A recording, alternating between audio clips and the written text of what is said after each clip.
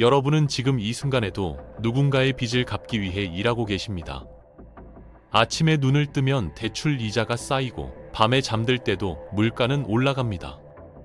우리는 평생 돈을 쫓아 살지만 정작 그 돈이 어디서 와서 어떻게 흐르는지는 모릅니다. 자본주의 세상에서 가장 무서운 건 가난이 아니라 이 시스템을 모르는 것입니다. 지금부터 여러분이 평생 몰랐던, 아니 알려주지 않았던 돈의 진실을 낱낱이 파헤쳐 보겠습니다. 자, 그럼 이제부터 본격적으로 이야기를 시작해 볼까요? 우리 부모님 세대는 짜장면 한 그릇에 150원을 냈습니다. 지금은 5,000원이 넘어가죠. 50년 사이에 무려 30배 이상 오른 겁니다. 단순히 짜장면만의 문제가 아닙니다. 마트에 갈 때마다 장바구니 무게는 가벼워지는데 지갑은 텅텅 비어가죠. 대체 왜 물가는 계속 오르기만 하는 걸까요? 학교에서 배운 경제학은 간단했습니다. 수요와 공급이 만나는 지점에서 가격이 결정된다는 거죠. 수요가 늘거나 공급이 부족하면 가격이 오른다고 배웠습니다. 하지만 1억짜리 아파트가 1년도 안 돼서 2억이 되는 것도 그 이유 때문일까요? 갑자기 사람들이 2배로 늘어난 것도 아니고 아파트가 반으로 줄어든 것도 아닌데 말이죠. 사실 물가가 오르는 진짜 이유는 따로 있습니다. 바로 돈의 양 자체가 엄청나게 늘어났기 때문입니다. 시중에 돌아다니는 돈, 그러니까 통화량이 기하급수적으로 증가한 거죠. 지난 50년간 우리나라에서 돌아다니는 돈의 양을 그래프로 그려보면 거의 수직으로 치솟습니다. 그리고 신기하게도 물가 그래프도 똑같이 올라갑니다. 돌아다니는 돈이 늘어난 만큼 물가도 정확하게 따라 오른 겁니다. 그런데 여기서 의문이 생깁니다. 도대체 그 많은 돈은 어디서 나온 걸까요? 대부분 사람들은 조폐공사에서 돈을 찍어낸다고 생각합니다. 물론 조폐공사도 돈을 만들긴 하죠. 하지만 그건 시중에 도는 돈의 극히 일부분에 불과합니다. 실제로 여러분 지갑 속 10,000원짜리 지폐보다 훨씬 많은 돈이 눈에 보이지 않는 형태로 돌아다니고 있거든요. 진짜 돈이 만들어지는 곳은 따로 있습니다. 바로 은행입니다. 은행이 어떻게 돈을 만들어내는지 알면 여러분은 깜짝 놀라실 겁니다. 우리가 알던 은행의 모습과는 완전히 다르거든요. 많은 분들이 은행은 이렇게 작동한다고 생각합니다. 내가 100만 원을 예금하면 은행은 그 돈을 다른 사람에게 대출해 준다고요. 다른 사람이 대출금을 갚으면 그 돈으로 또 다른 사람에게 대출해 주고요. 하지만 이건 완전히 잘못된 생각입니다. 은행은 예금으로 대출해 주지 않습니다. 그럼 대체 무슨 돈으로 대출을 해주는 걸까요? 놀랍게도 은행은 없는 돈을 만들어서 빌려줍니다. 말 그대로 무에서 유를 창조하는 거죠. 이게 어떻게 가능한지 차근차근 설명해 드리겠습니다. 제가 은행에 100만 원을 예금했다고 가정해보죠. 그럼 제 통장에는 분명히 100만 원이 찍혀 있습니다. 그런데 은행은 이 돈 중에서 10만 원만 남겨두고 나머지 90만 원을 다른 사람에게 대출해 줄 수 있습니다. 이제 상황을 정리해 볼까요? 제 통장에는 100만 원이 있고 대출받은 사람 통장에는 90만 원이 생겼습니다. 우리 둘이 마음대로 쓸 수 있는 돈이 총 190만 원이 된 겁니다. 처음에 100만 원이었는데 어떻게 190만 원이 된 걸까요? 아무리 수학 방정식에 넣어봐도 맞지 않는 계산입니다. 하지만 이게 현실입니다. 없던 돈 90만 원이 갑자기 허공에서 생겨난 거죠. 이게 가능한 이유는 정부와 은행 사이의 약속 때문입니다. 정부가 은행에게 허락해 준 겁니다. 예금의 10%만 남겨두고 나머지는 전부 대출해도 된다고요. 이걸 지급 준비율이라고 부르는데 쉽게 말하면 은행이 꼭 쟁여둬야 하는 돈의 비율입니다. 현재 우리나라는 평균 3.5% 정도로 운영되고 있습니다. 그러니까 은행에 100만 원이 들어오면 3만 5천 원만 남기고 96만 5천 원을 대출해 줄 수 있다는 뜻이죠. 이 시스템의 역사는 아주 오래됐습니다. 16세기 영국으로 거슬러 올라가죠. 당시 사람들은 금화를 금세공업자에게 맡기고 보관증을 받았습니다. 시간이 지나자 사람들은 무거운 금화 대신 가벼운 보관증을 주고받기 시작했습니다. 어차피 언제든 금세공업자에게 가면 금화로 바꿀 수 있었으니까요.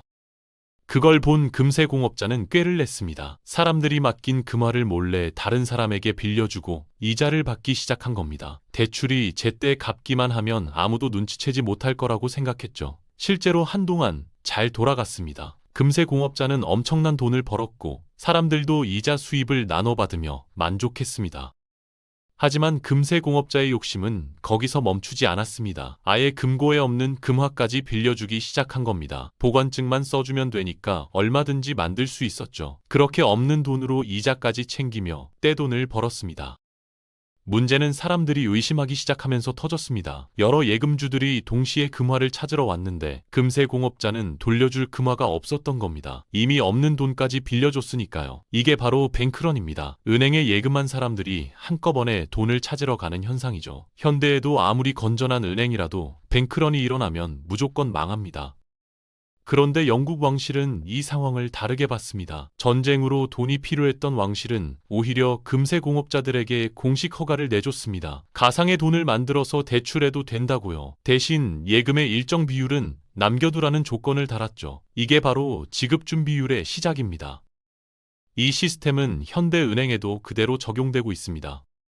그럼 실제로 돈이 얼마나 불어나는지 계산해 볼까요? 은행에 1천억 원이 들어왔다고 가정하겠습니다. 지급 준비율이 10%라면 100억 원만 남기고 900억 원을 대출해 줄 수 있습니다. 이렇게 새로 생긴 900억 원을 신용통화라고 부르는데 쉽게 말하면 믿음으로 만들어진 돈입니다. 대출받은 사람은 그 돈으로 물건을 사고 돈을 받은 사람은 다시 은행에 예금합니다. 그럼 그 은행은 또 10%만 남기고 나머지를 대출해주죠. 이 과정이 끝없이 반복됩니다. 900억이 810억을 만들고 810억이 729억을 만들고 무한 등비급수처럼 계속 불어나는 겁니다. 이걸 신용창조라고 부르는데 신용으로 돈을 창조한다는 뜻입니다.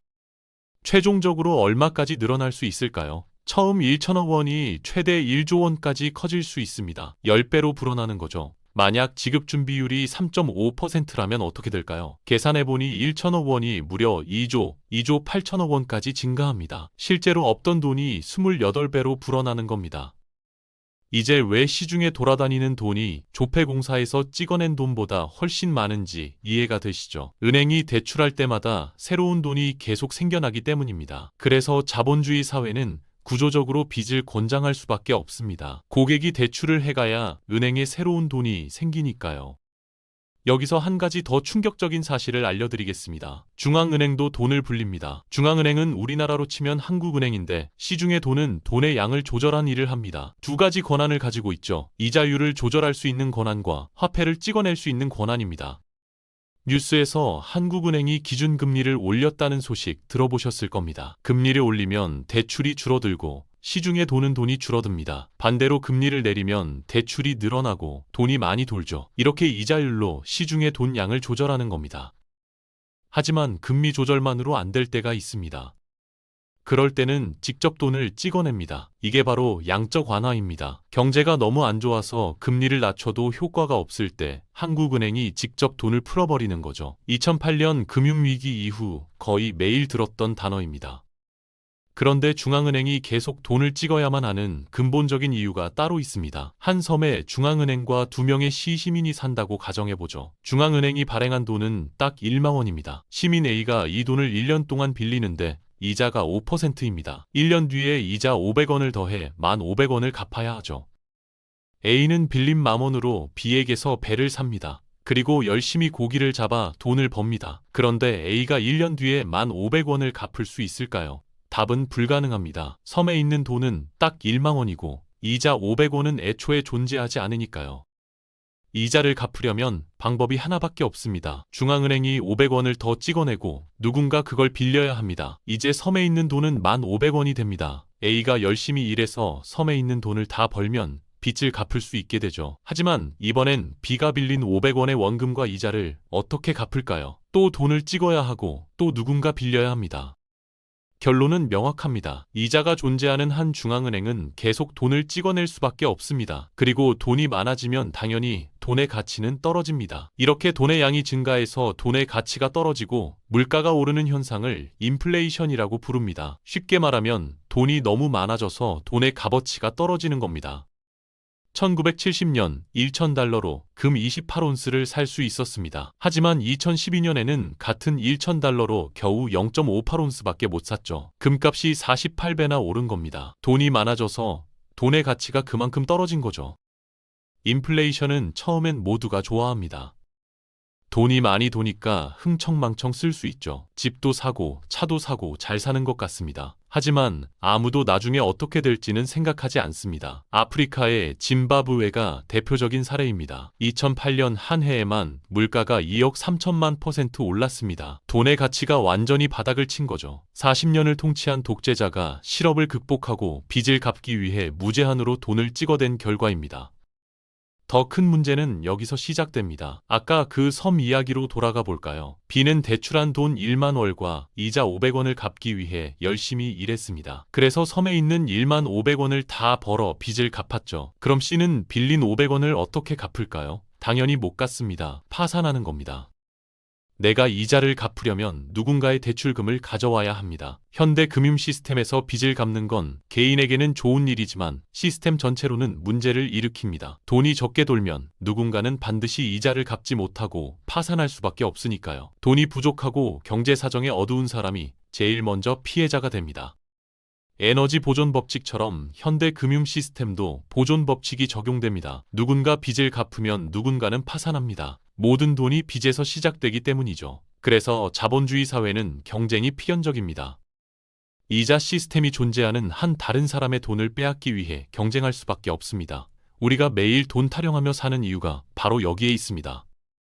이런 일이 연속으로 벌어지면 시중의 돈이 줄어들기 시작합니다. 돈이 부족하니 빚을 못 갚는 사람들이 급증하죠. 대량 부도 사태가 속출하고 기업들이 파산합니다. 시중에 도는 돈의 양도 계속 줄어듭니다. 팽창이 멈추는 순간 우리는 순식간에 추락합니다. 이게 바로 디플레이션입니다. 인플레이션과 정반대로 돈이 너무 귀해지는 현상이죠.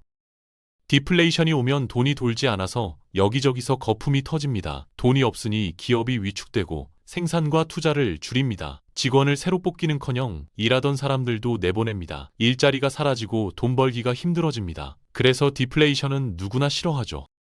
인플레이션 후에 디플레이션이 오는 건 숙명과도 같습니다. 호황이 진짜 돈이 아니라 빚으로 쌓아 올린 것이기 때문입니다. 상품을 만들어 번 돈이 아니라 인플레이션으로 만든 돈, 일해서 번 돈이 아니라 빌린 돈이니까요.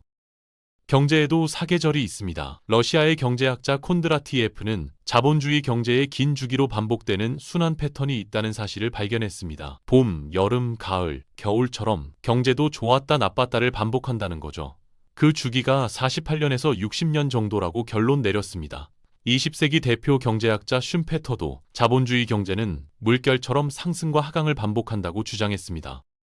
미국의 경제 주기상 겨울은 2000년부터 이미 시작됐습니다. 2007년부터 시작한 급격한 금리 하락은 디플레이션의 절정을 보여줍니다. 금융회사들은 빚을 갚을 능력이 없는 사람들에게까지 돈을 빌려줬습니다. 서브프라임 모기지론이라고 하는데 쉽게 말하면 집을 담보로 신용이 낮은 사람들에게 무리하게 돈을 빌려준 겁니다. 그들은 그 돈으로 집을 사고 차를 샀습니다. 빌릴 수 있는 사람은 다 빌렸고 빌려서는 안 되는 사람까지 다 빌렸습니다.